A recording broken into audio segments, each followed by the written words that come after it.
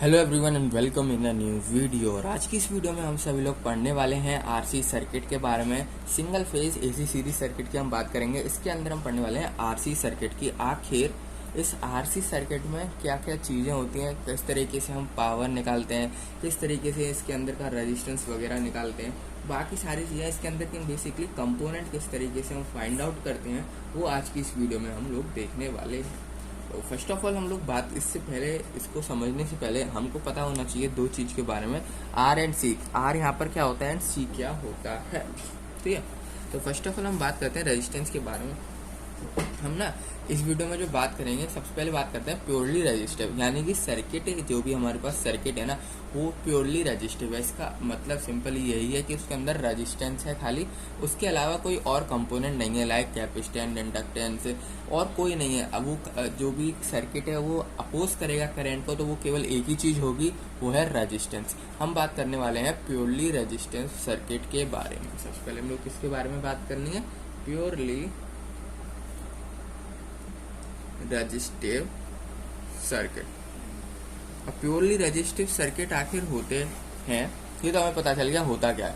अब इसके अंदर मतलब प्योरली रेजिस्टिव सर्किट के बारे में तो हमने जान लिया, ये भी जान लिया कि इसके अंदर रेजिस्टेंस होते हैं। अब इसके और क्या हमें पता लगता है इससे सिंपली एक चीज़ ये पता लगती है कि कोई भी हमारे पास सर्किट है, जैसे कि हमारा रेजिस्टिव सर्किट है, ठीक है। इसके अंदर से अगर हमारा करंट फ्लो होगा वो इस पे रेजिस्टेंस पे जाएगा, इस रेजिस्टेंस पे जाएगा। अगर ये हमारा सर्किट है, सपोज करो इसके अंदर से अगर करंट फ्लो हो रहा है, इस सर्किट में करंट फ्लो हो रहा है, तो अपोज करने की कौन सी एक चीज़ है, रेजिस्टेंस। अगर यही एक चीज़, यानी कि एक ही चीज़ अपोज कर रही है, वो है रेजिस्टेंस इस करंट को, देन उसको ही हम प्योरली रेजिस्टिव सर्किट कहते हैं। और इस सर्किट के अंदर जो V और I के बीच में क्या रिलेशन होता है, यानी कि वोल्टेज एंड करंट के बीच में यहाँ पर क्या रिलेशन होता है, तो सिंपली जो हमारा वोल्टेज होता है ना, वो हमारा वोल्टेज एंड करंट दोनों चीज़ के बारे में बात कर लेते हैं। वोल्टेज एंड करंट ना दोनों के दोनों सेम फेज में रहते हैं। किस में रहते हैं, सेम फेज से मेरा क्या मतलब है, यानी कि दोनों के बीच में जो एंगल का डिफरेंस होता है ना, वो जीरो होता है, यानी कि दोनों के बीच में कोई भी एंगल का डिफरेंस नहीं होता है। हम फेजर डायग्राम बनाते हैं ना, इस तरीके से फेजर डायग्राम, तो अगर इस तरीके से अब वी यहाँ मान लो, या मान लो अगर ये 90 डिग्री है, क्या पता कभी क्या करते हैं, इस तरीके से हमारा जो है लेग करता है 90 डिग्री, इस तरीके से नहीं होता, ये एकदम कांस्टेंट रहता है। ये क्या रहता है, एकदम हमारा कांस्टेंट, क्योंकि हमारा जो V और I है ना, दोनों के दोनों जो फेज में होते हैं एकदम सेम फेज में रहते हैं, इन दोनों के एंगल का कोई भी डिफरेंस नहीं होता है। तो यहाँ पर क्या है, V and I of the pure, ये केवल प्योर रेजिस्टिव सर्किट में ही होता है।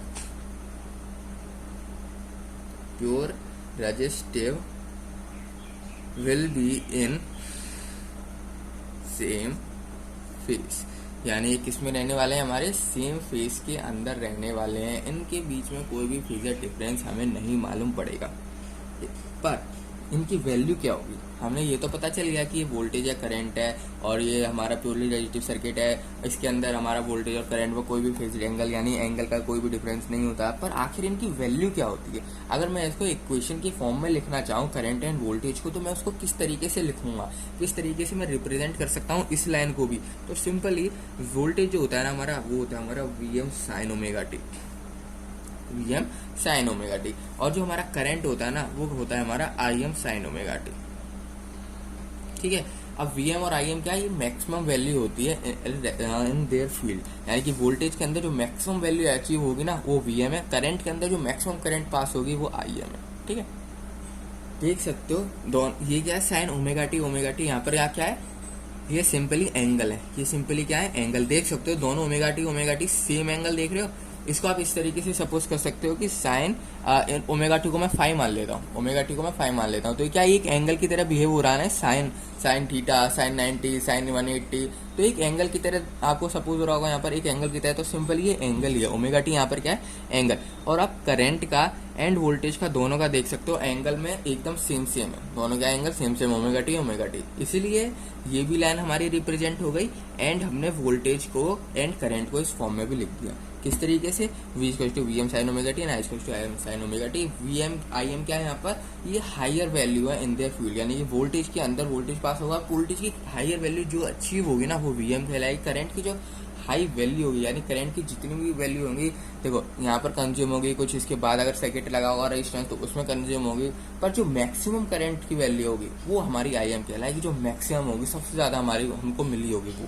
ठीक है, अब ये तो बात होती है हमारी प्योरली रजिस्टिव की। पर इसके अलावा ना इसके अंदर एक और चीज हमको पता होनी चाहिए, जब हमारा रेजिस्टेंस आ जाता है ना रजिस्टेंस, तो इसमें पावर भी हमें फाइंड आउट करनी पड़ती है। क्या फाइंड आउट करनी पड़ती है हमको, पावर। आप इसको पावर कह दो या फिर एवरेज पावर कह दो, पावर कह दो या फिर आप इसको एवरेज पावर कह दो, आपकी मर्जी है। ठीक है, अब ये पावर और एवरेज पावर होता क्या है, सिंपली पावर, एवरेज पावर बोल दो या फिर पावर बोल दो, इसका फॉर्मूला हम सभी लोग जानते हैं, वी आई। ठीक है, कई सारे फॉर्मूले होते हैं, जैसे हो गया v इंटू आई एंड और क्या होता है V square by R, I square by R. ठीक है, ये सारे हमारे फॉर्मूले होते हैं। पर हम बात कर रहे हैं एसी सीरीज सर्किट की, हम बात कर रहे हैं एसी, यानी कि एसी के टर्म्स के बारे में हम बात कर रहे हैं। और एसी में हम सभी लोग जानते हैं कि जो वी एंड आई होती है वो आरएमएस वैल्यू हम लिखते हैं। कौन सी वैल्यू लिखते हैं, आरएमएस वैल्यू लिखते हैं, यानी कि रूट मीन स्क्वायर वैल्यू लिखते हैं। इसलिए अगर आप वी आई लिख दोगे तो ऐसे कोई गलत तो नहीं कह सकता, पर आप अगर V R M S and I R M S लिखोगे तो ज्यादा इम्पैक्टफुल पड़ेगा। और क्या होता है हमारा पावर का फॉर्मूला, हम जानते हैं कि V R M S square by R भी होता है, एंड और हम जानते हैं जो पावर का फॉर्मूला होता है वो होता है हमारा I R M S square into R, ये भी होता है। ठीक है, तो पावर के हम 3 फॉर्मूले जानते हैं जो कि यहाँ पर यूज होंगे। अब देखो इन दोनों के बीच में कोई भी फेज डिफरेंस नहीं था ना, इसकी वजह से इनमें से कोई क्वांटिटी जीरो नहीं होगी, कभी इनमें से क्वांटिटी जीरो नहीं होगी, जिसकी वजह से हमारी पावर की वैल्यू आएगी। पर अगर मैं अब बात करूं प्योरली रेजिस्टिव की तो बात कर लिया, बात कर रहा हूँ प्योरली कैपेसिटिव, क्योंकि हमें बात करनी है आरसी सर्किट की। रेजिस्टेंस के बारे में तो जान लिया, अब कैपेसिटेंस के बारे में भी हमें थोड़ा सा जानना पड़ेगा। अगर मैं बात करूं आरसी सर्किट की, तो आरसी सर्किट में सॉरी कैपेसिटेंस, जब हमारा जो सर्किट है वो प्योरली आप कह सकते हो कि प्योरली कैपेसिटिव होगा। आपका जो सर्किट है वो प्योरली क्या होने वाला है, कैपेसिटिव होने वाला है, प्योरली कैपेसिटिव। अब इसका क्या मतलब है, सर्किट है जो भी आपका यहाँ पर सर्किट है, इसके अंदर ना ही रेजिस्टेंस होगा ना ही कैपेसिटेंस होगा, इसके अंदर खाली कैपेसिटर होगा। इसके अंदर खाली क्या होने वाला है हमारे यहाँ पर, कैपेसिटर के अलावा कुछ नहीं होने वाला है। यही सेम सर्किट है, इसके अंदर आप देख सकते हो जो भी अपोज करेगा करंट तो वो केवल क्या होगा, हमारा कैपेसिटर। रेजिस्टेंस है इस सर्किट में, नहीं है। रेजिस्टेंस के अलावा इंडक्टेंस होता है क्या, वो है इस सर्किट में, नहीं है, खाली एक कैपेसिटर है। ठीक है, अब प्योरली कैपेसिटर की बात समझो, इसमें क्या होता है, इसमें सिंपली जो हमारा वोल्टेज होता है ना, वोल्टेज ये लैग करता है, voltage will lag I by 90 degree, यानी कि जो वोल्टेज है ना वो करंट से हमारा 90 डिग्री कम होता है। जो वोल्टेज होता है ना वो करंट से हमारा 90 डिग्री कम है। इसका मतलब क्या है, इसका मतलब सिंपली यही है कि जो आपका करंट है ना वो 90 डिग्री ज्यादा होगा वोल्टेज से, और या फिर आप इसको इस तरीके से समझ सकते हो, जो हमारा वोल्टेज है वो 90 डिग्री कम होगा करंट से, इन एंगल वाइज की मैं बात कर रहा हूँ। ठीक है, तो इसको मैं लिखने का तरीका क्या होगा, simply V M sine omega T. अब यहाँ देखो लैग कर रहा है ना, वोल्टेज क्या कर रहा है, लैग, तो वोल्टेज लैग कर रहा है तो -90 कर दो। ठीक है, अगर मैं बात करूँ करंट की तो आई एम साइन ओमेगा टी। अगर देखो दोनों का एंगल ओमेगा टी मान लो, वोल्टेज कर रहा है लैग तो -90 कर दिया, पर करंट तो नहीं लैग कर रहा ना, इसलिए मैंने करंट को यहाँ पर खाली ओमेगा टी ही लिखा है। ठीक है, बच्चे अक्सर कंफ्यूज हो जाते हैं कि माइनस यहाँ पर हो गया तो यहाँ पर प्लस होना चाहिए, प्लस नहीं होगा, ये खाली बता रहा है कि वोल्टेज लैग कर रहा है, करंट तो उतना ही है, पर वोल्टेज जो है हमारा, जो वोल्टेज हमको सप्लाई हो रहा है, जो वोल्टेज हमको मिल रहा है वो लैग कर रहा है, करंट एज इट इज ही है। अब इसकी अगर मैं बात करूं पावर की, अब करंट भी है वोल्टेज भी है तो पावर तो होना चाहिए कायदे से, पर पावर इसमें एवरेज पावर इसमें नहीं होती है, क्योंकि अब कौन सी बात है, लैग कर रहा है, यानी कि इसकी वैल्यू 0 भी हो सकती है, वोल्टेज की वैल्यू हमारी 0 भी हो सकती है। अगर वोल्टेज की वैल्यू 0 होगी पर पावर का, तो हम जानते हैं कि हर जगह वोल्टेज एंड करंट यूज होता है। अगर इन वोल्टेज और करंट की वैल्यू ही अगर 0 हो गई, इन दोनों में से किसी एक की वैल्यू अगर 0 हो गई, हमारी पावर क्या हो जाएगी, 0। इसलिए जब हमारा सर्किट प्योरली कैपेसिटिव होता है ना, तो उसमें करंट जो उसमें पावर जो होता है वो 0 होता है। ठीक है, प्योरली कैपेसिटिव सर्किट में पावर नहीं होता है, पावर हमेशा होता है 0।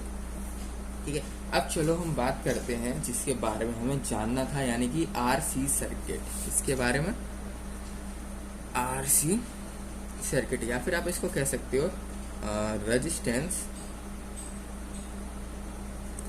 Capacitance series circuit. याद रखना, हम जो सर्किट देख रहे हैं ना, रेजिस्टेंस एंड कैपेसिटेंस, ये जो रेजिस्टेंस और कैपेसिटेंस है ना, दोनों के दोनों एक सीरीज में लगे होंगे। दोनों के दोनों किस में लगे होंगे? Series wise, parallel wise connected नहीं होंगे। ठीक है, देखो किस तरीके से मैं बात कर रहा हूँ, यानी कि ये रहा हमारा रेजिस्टेंस एंड ये रहा हमारा कैपेसिटेंस, ये रहा हमारा यहाँ पर वोल्टेज। इसको मैं आर नाम दे देता हूँ, इसको मैं सी नाम दे देता हूँ। ठीक है, और अगर मेरे को वोल्टेज फाइंड आउट करना हो तो इसके अंदर जो भी वोल्टेज होगा उसको मैं वीसी नाम दे देता हूँ, रेजिस्टेंस के अंदर जो भी वोल्टेज होगा इसका मैं वीआर नाम दे देता हूँ। और वी की हम वैल्यू जानते हैं सब लोग, क्या होता है? V M sine omega T. ये जो हमारा वी की वैल्यू क्या है? V M sine omega T. तो फर्स्ट ऑफ ऑल हम सभी लोगों ने अभी पढ़ा कि जो हमारा, यहाँ लिख देता हूँ, we know that, first of all हमने क्या पढ़ा? जो हमारा वी आर है ना, V R and I R in same phase, यानी कि वी आर लिखा है मैंने, ये बात का याद रखना। रेजिस्टेंस के अंदर जो करंट एंड वोल्टेज होंगे वो क्या होंगे? सेम फेज में होंगे। ये चीज मैंने लिखी है रेजिस्टेंस के अंदर इस वाले के अंदर बता रहा हूँ। देखो इसमें पार्टीशन बना देता हूँ, इससे आपको समझ में आएगा।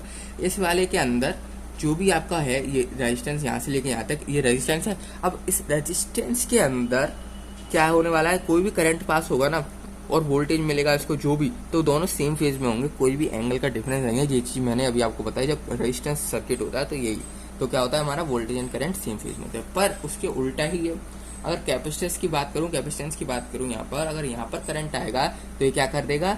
वोल्टेज हमारा लैग कर जाता है 90 डिग्री से, तो यानी कि VC will lag I by 90 degree. VC क्या हो जाता है? हमारा लैग कर जाता है, यानी कि थोड़ा कम पड़ जाता है वोल्टेज, वोल्टेज हमारा कम पड़ जाता है कम करंट के मुकाबले। इसके फेजर डायग्राम से हम समझते हैं लैग का मतलब क्या है, मतलब किस तरीके से मैं बात कर रहा हूँ वो देखो। फेजर डायग्राम, ठीक है। तो फर्स्ट ऑफ ऑल हमको क्या देखना है?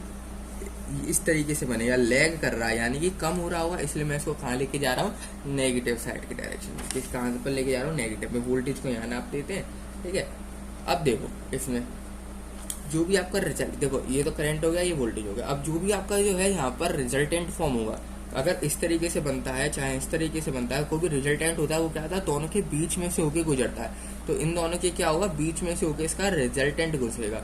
जो हमारा वोल्टेज का रिजल्टेंट वोल्टेज होगा ना, वो कहाँ से मिलेगा? हमें एकदम सेंटर से होते हुआ आएगा। तो कुछ इस तरीके से हमको रिजल्टेंट मिलेगा। हमें रिजल्टेंट किस तरीके से बनेगा? कुछ इस तरीके से मिलने वाला है। और देखो दोनों, ये तो हमारा 90 डिग्री पे है ये।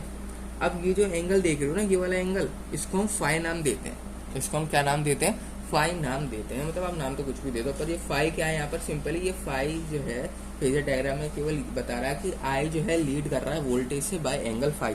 जो करंट है हमारा वो लीड कर रहा है, देखो इस साइड तो करंट है, तो करंट है हमारा, करंट जो हमारा करंट है ना वो क्या कर रहा है? लीड कर रहा है फाई एंगल से। देखो ये रहा हमारा रिजल्टेंट वोल्टेज, ये रहा हमारा रिजल्टेंट वोल्टेज, वोल्टेज हमारा ये रहा। अब ऊपर देख सकते हो आप, फाई एंगल के ऊपर करंट आ रहा है, यानी करंट जो है इससे फाई एंगल ज्यादा है। केवल इसी लाइन को देखो, वोल्टेज एंड करंट। अब यार फाई एंगल है यहाँ पर देख सकते हो, करंट एंड वोल्टेज। अब करंट देख सकते हो ऊपर है, यानी कि इसकी वैल्यू क्या है? हमारी ज्यादा है। ऊपर जो ऊपर वाली चीज है तो भाई ज्यादा वैल्यू होगी ऊपर वाले की, नीचे वाले का वैल्यू नेगेटिव में जा रहा है, वो पॉजिटिव में, ठीक है। तो करंट की वैल्यू ज्यादा होगी। कितनी ज्यादा है? देखो ये वाला एंगल, इसी एंगल को मैंने फाई नाम दे दिया, यानी कि करंट जो है वो वोल्टेज से 5 टाइम्स ज्यादा, फाई एंगल ज्यादा है, ठीक है। फाई एंगल ज्यादा, तो सिंपली मैं इस चीज को यहाँ लिख ही देता हूँ। फ्रॉम द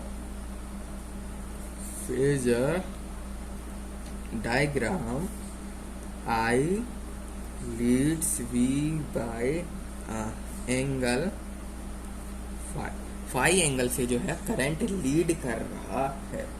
इसके बाद क्या आता है? सो अगर ये लीड कर रहा है फाई एंगल से, तो अगर मैं करंट की इक्वेशन लिखूं तो वो किस तरीके से मिलेगी? मैंने ये तो बता दिया आपको कि जो ये हमारा करंट है वो लीड कर रहा है वोल्टेज से फाई एंगल से, पर उस करंट की मेरे पे वैल्यू क्या है? उस करंट की मेरे को वैल्यू क्या है भाई वो तो बताओ। तो सिंपली करंट लीड कर रहा है ना, तो करंट में चेंजेस होंगे, वोल्टेज नहीं चेंज होगा। तो क्या हो जाएगा, ओमेगा टी इतना रखते हैं, ठीक है। पर क्या कर रहे हैं, अगर दोनों सेम फेज में होते तो इतना रख देता ओमेगा टी तक, परंतु ये क्या है, फाई एंगल ज़्यादा है, तो सिंपली इसमें क्या कर दो, करंट वाले में +5, करंट वाले को +5 कर दो, क्योंकि भाई फाई एंगल ज़्यादा है ना, ये ज़्यादा वाला है, तो इसको भी तो मेरे को ऐड करना पड़ेगा ना। अगर मैं ये वाली क्वांटिटी को छोड़ दूँ तो मेरे को वही प्योरली रेजिस्टिव वाला मिल जाएगा सीन, जिसमें करंट और वोल्टेज का होते हैं दोनों सेम फेज में, परंतु ये सेम फेज में नहीं है, नहीं है, इसलिए इसको क्या किया, 5 टाइम्स ज़्यादा किया। अब इसी को अब ये तो कर दिया मैंने। अब वोल्टेज की मैं बात करूँ, अगर मैं इस चीज़ में वोल्टेज निकालूँ, रिजल्टेंट वोल्टेज, तो सिंपली क्या होता, किसी भी चीज़ का स्क्वायर करूँगा तो एक, अगर मैं वोल्टेज का स्क्वायर करूँ तो वो किसके बराबर आएगा, एक तो जो दो हमारे पास यहाँ पर क्या है, दो तरह के वोल्टेज हैं, वी आर एंड वी सी, दो तरह के तो वोल्टेज है, एक तो रेजिस्टेंस के लिए, कैपेसिटेंस के लिए, दो तरीके के वोल्टेज हैं। तो सिंपली जो रिजल्टेंट वोल्टेज होगा वो किसके बराबर होगा, हमारा इन दोनों तरीके के वोल्टेज के स्क्वायर। जो हमारा रिजल्टेंट वोल्टेज होगा, यानी कि इसकी बात कर रहा हूँ, रिजल्टेंट वो होता है जो दोनों के पैरेलली पास हो, रिजल्टेंट वो होता है जो हमारा दोनों के पैरेलली जो है हमारा पास हो। देख सकते हो दोनों के पैरेलली ये वाला पास होता है, तो ये हमारा रिजल्टेंट वोल्टेज है। एंड जो रिजल्टेंट वोल्टेज है उसकी वैल्यू क्या होगी, हमारी जो भी आपके वोल्टेज है सर्किट के अंदर, उन दोनों का स्क्वायर कर दो एंड देन सम कर दो। तो मेरे को क्या करना है, सबसे पहले हमें तो पर स्क्वायर की चाहिए नहीं वैल्यू, हमें रिजल्टेंट की वैल्यू चाहिए, रिजल्टेंट के स्क्वायर की नहीं चाहिए, हमें किसकी वैल्यू चाहिए, खाली रिजल्टेंट की। तो रिजल्टेंट लिख दिया मैंने, तो ये सारी चीज़ें हमारी कहाँ आ जाएंगी, अंडर रूट के अंदर आ जाएंगी, ठीक है। अब क्या करने वाले हैं हम, इसको सॉल्व, तो हमारा आंसर यहाँ पर सिंपल ही आ जाएगा। हम जानते हैं वी आर, अब वी की क्या वैल्यू है, वी की वैल्यू क्या है, हम सभी जानते हैं, ओम्स लॉ लगा दो यार, इसमें वोल्टेज की क्या वैल्यू होती है हमारी, वी की क्या वैल्यू होती है, आई आर होती है ना, वी की हमारी वैल्यू क्या होती है, आई आर। पर ये बात यहाँ पर याद रखना, आई आर लिखना है, आप वी की वैल्यू ये मत लिख देना कि वी, जो हमने इक्वेशन पढ़ी थी ना वोल्टेज की equation, V M sine omega T, वो चीज़ मत लिख देना, बच्चे वो भी बहुत ज़्यादा गलती कर देते हैं। यहाँ पर वी की वैल्यू पूछी है कि आखिर वोल्टेज की क्या वैल्यू होगी, तो हम सभी लोग जानते हैं वोल्टेज होता है हमारा करंट इंटू रेजिस्टेंस, तो इसलिए हम क्या करेंगे, आई का स्क्वायर करेंगे। देखो आई को मैंने ब्रैकेट में लिख दिया, ठीक है, आई को मैंने यहाँ पर ब्रैकेट में आई स्क्वायर आर कर देंगे प्लस आई, एंड जो ये होगा ना, जो हमारा कैपेसिटिव होता है, इसके अंदर क्या होता है, जो हमारा कैपेसिटिव है इसके अंदर क्या होगा मामला, तो इसमें रेजिस्टेंस तो आखिरकार होता ही नहीं है, इसमें क्या आता है, रेजिस्टेंस तो होता नहीं है, इसमें रेजिस्टेंस तो होता ही नहीं है। तो आर यहाँ पर मत लिख देना, बच्चे यहाँ पर भी बहुत ज़्यादा गलती करते हैं, ठीक है, यहाँ पर आर लिख देते हैं जल्दी जल्दी में कि भाई I square R plus I square R, जो कि बहुत ज़्यादा मतलब गलत है पूरी तरीके से।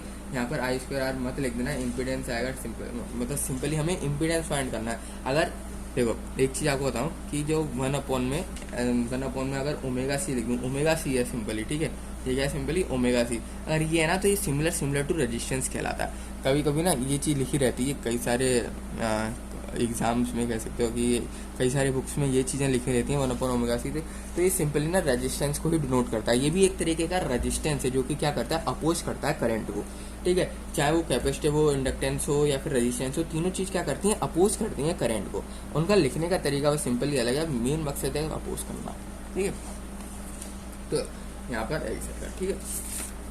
अब सिंपली यहाँ पर देख सकते हो क्या होने वाला है, हमारा दोनों आई स्क्वायर है, तो आई स्क्वायर को मैं बाहर ले लूंगा, आई स्क्वायर को इन दोनों में से कॉमन ले लो, कॉमन लेने के बाद उसको रूट से बाहर कर दो, तो सिंपली आई आ जाएगा बाहर हमारा, और अंदर क्या रहने वाला है, आर स्क्वायर एंड स्क्वायर, ठीक है। ये चीज़ जो है आपकी अंदर रह जाएगी, और आई जो है हमारा वो क्या आ जाएगा, बाहर आ जाएगा। अब मेरे को फाइंड आउट करना था इम्पीडेंस, सर्किट का इम्पीडेंस, कि आखिर इस सर्किट में इम्पीडेंस है क्या, है कौन कितनी वैल्यू, पर इम्पीडेंस हमारा आया कैसे, अभी तक तो आया नहीं इम्पीडेंस। तो इम्पीडेंस का हम फॉर्मूला जानते हैं कि इम्पीडेंस क्या होता है हमारा वी अपॉन आई, इम्पीडेंस क्या होता है हमारा वी अपॉन आई, तो सिंपली आई को इधर ले आओ, तो ये कहलाता है हमारा इम्पीडेंस।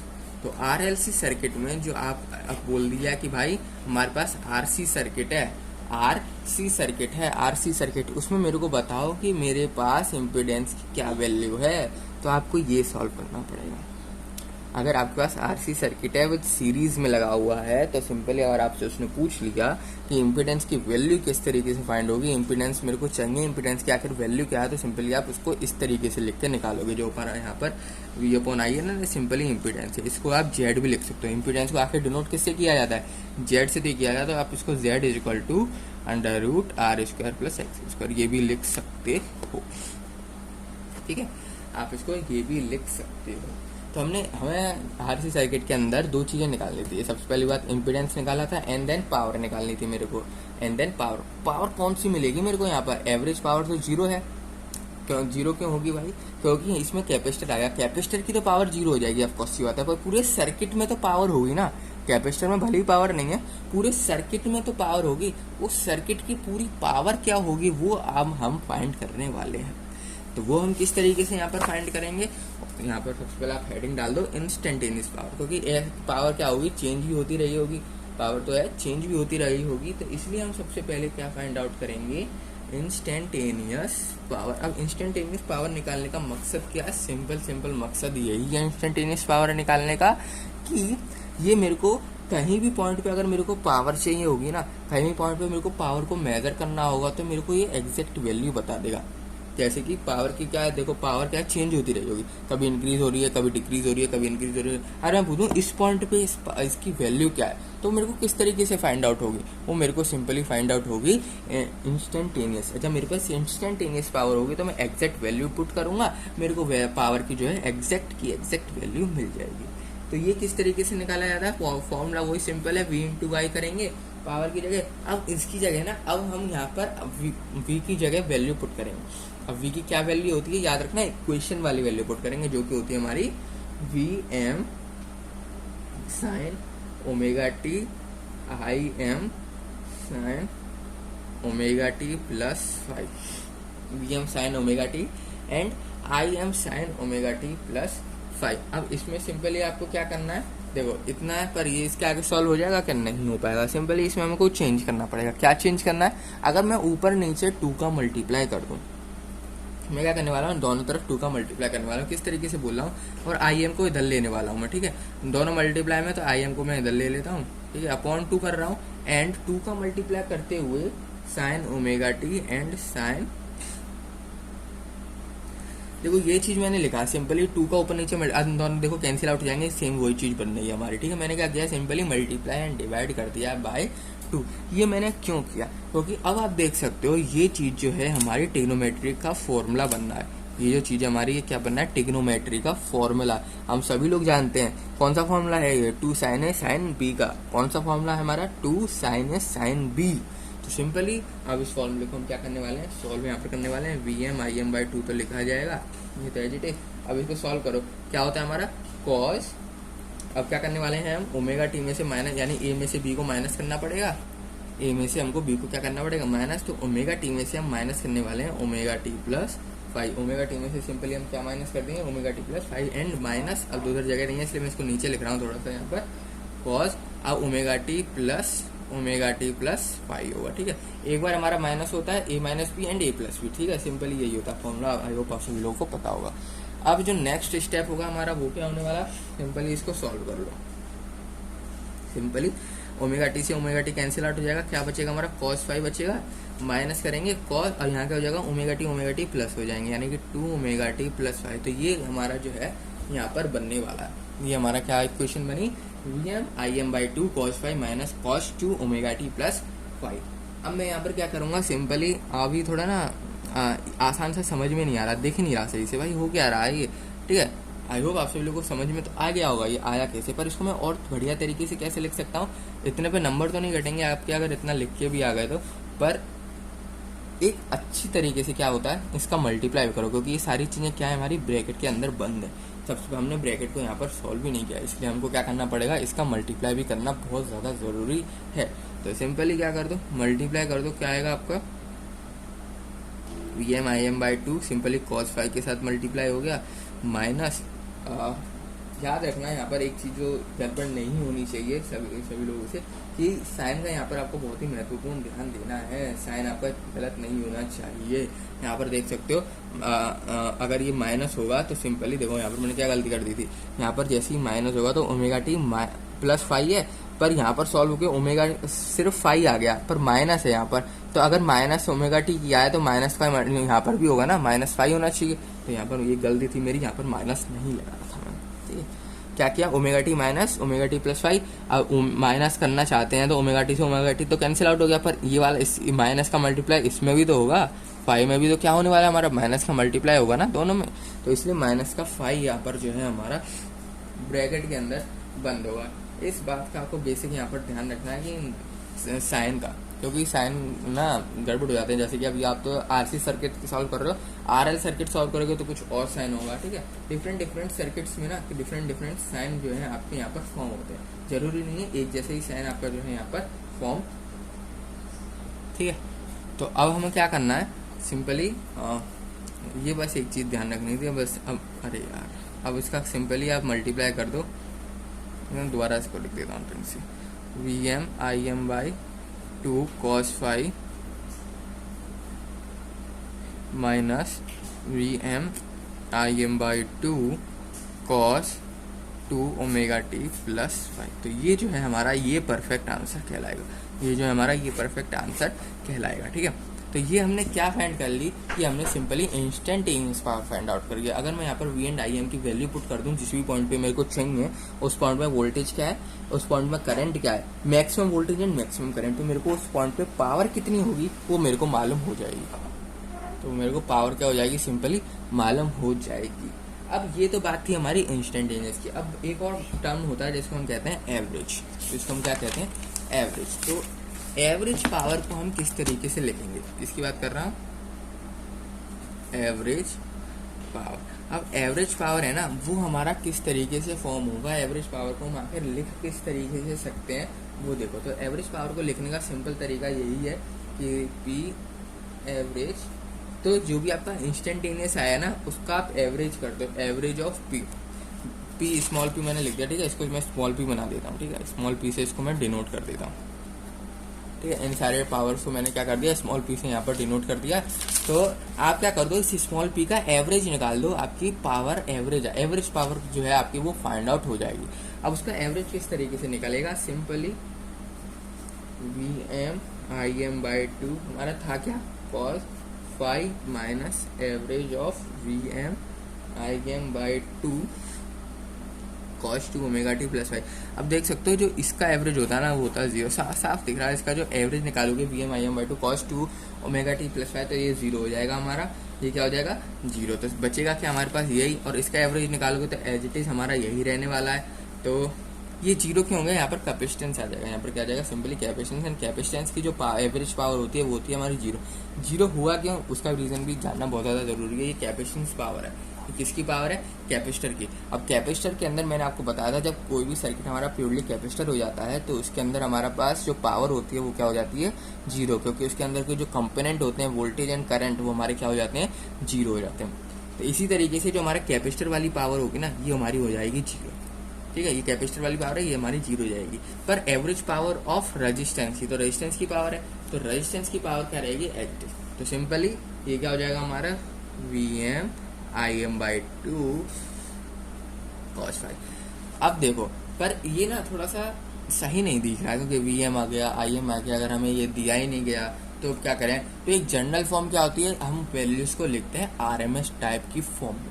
एक जनरल तरीका होता है, अगर हम किसी भी टर्मिनोलॉजी को, किसी भी चीज़ को, किसी भी इक्वेशन को अगर RMS फॉर्म में लिख दें, क्योंकि हम बात AC सर्किट्स की कर रहे हैं, AC सर्किट्स में RMS वैल्यू ही यूज़ की जाती हैं, तो इसलिए अगर हम इस पावर को RMS वैल्यू के टर्म में लिख दें तो ज़्यादा एफिशिएंट होगा।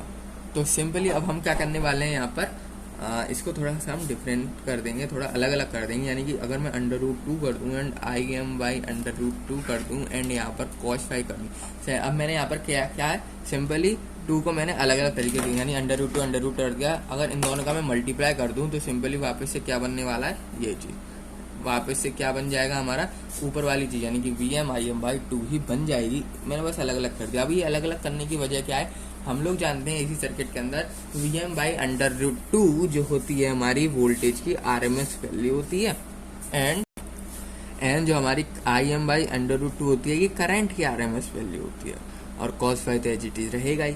तो ये करने का यही मकसद था कि मैं जो पावर की वैल्यू है उसको RMS की फॉर्म में, यानी कि रूट मीन स्क्वायर की फॉर्म में मैं लिख सकूं, ताकि ये ज़्यादा एफिशिएंट पड़े। आप क्वेश्चन में RMS वगैरह वैल्यू दे रखे हैं तो आप इस तरीके से निकाल दोगे। अगर आपसे बोल दिया Vm निकाल के बताओ, तो आप Vm किस तरीके से निकालोगे, इसी तरीके से निकालोगे ना। आपसे बोल दिया आपने Vm एंड Im की अगर पावर दे रखी है, Im और Vm दोनों की वैल्यू दे, किस किस की, Vm की एंड Im की अगर वैल्यू दे रही है, तो नो डाउट आप सिंपली ऊपर वाला फॉर्मूला लगा देना, ये वाला जो है, ठीक है। इसको भी मैं कवर अप कर देता हूँ। ये जो फॉर्मूला है इसको नो डाउट आप इसको यूज़ कर सकते हैं, पर अगर आपको RMS वैल्यू दे रखी है, क्योंकि ऐसी सर्किट है ज़्यादातर आपको RMS वैल्यू ही मिलेंगी, जिसमें आप क्या करोगे VRMS एंड IRMS इनका मल्टीप्लाई करोगे, ठीक है। VRMS IRMS and cos phi जो भी एंगल होगा आपका उसका मल्टीप्लाई करोगे। आप इस तरीके से RMS की वैल्यू यूज़ करके पावर निकाल दोगे। याद रखना ये जो पावर है ना, ये सारी हमारी एवरेज पावर है, सारी हमारी कौन सी पावर है, एवरेज पावर है। इंस्टेंटेनियस पावर अगर पूछ लिया क्वेश्चन में, तो आपको इंस्टेंटेनियस पावर वाला फॉर्मूला यहाँ पर लगाना पड़ेगा, ठीक है। दोनों फॉर्मूला जो है हमारे अलग अलग हैं, तो दोनों को आपको यूज़ करने को मिल जाएगा, ठीक है। तो इस वीडियो में इतना ही, मिलते हैं आप सभी लोगों से नेक्स्ट वीडियो में। और वीडियो अच्छी लगी तो वीडियो को लाइक और चैनल को सब्सक्राइब जरूर से कर देना।